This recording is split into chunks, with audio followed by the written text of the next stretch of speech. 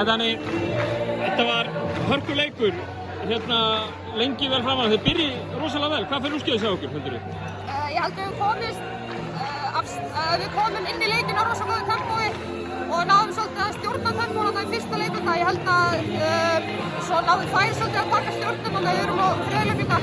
Það er bara eitthvað sem við þurfum að vinna í og svona fínstipað fyrir næstu leiki og tímabilið. Eigin nokkuð gott comeback. Svo má vera að komast hérna í lokið, en endar ekki nefn í einhverjum 5 stigum. Hvað það eru gefið mikið fyrir 4 mínútur viðbót í leiknum?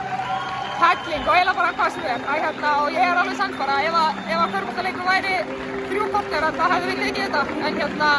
En það bara er ekki þannig. Þannig að þetta er bara eitthvað sem við þurfum að, maður þarf bara að vinna á 40 mínútum og það er ekki flóknara en það.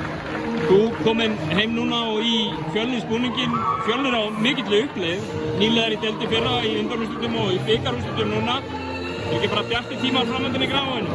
Jú, algjörlega og við erum þetta bara rosa spenntar fyrir tímabilinu. Við hefðum þetta viljað taka þetta í dag.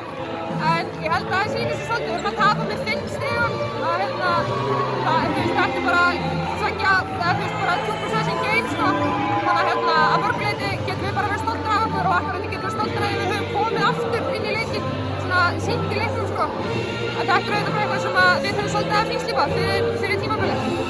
Stutt í tímabilið, þið hljóta að vera orðin bara spennta fyrir því og það ekki? Jú, algjörlega. Ég held að við tökum örugglega svona nokkra daga í aðeins að fíla lappirnar og svona. Þetta er auðvitað skrítið undirbúningstímabil að taka bikar svona fyrir deildina, sko. En þetta er auðvitað bara rosa spennandi og við náttúrulega bara byrjum að fullum krafti 7. október.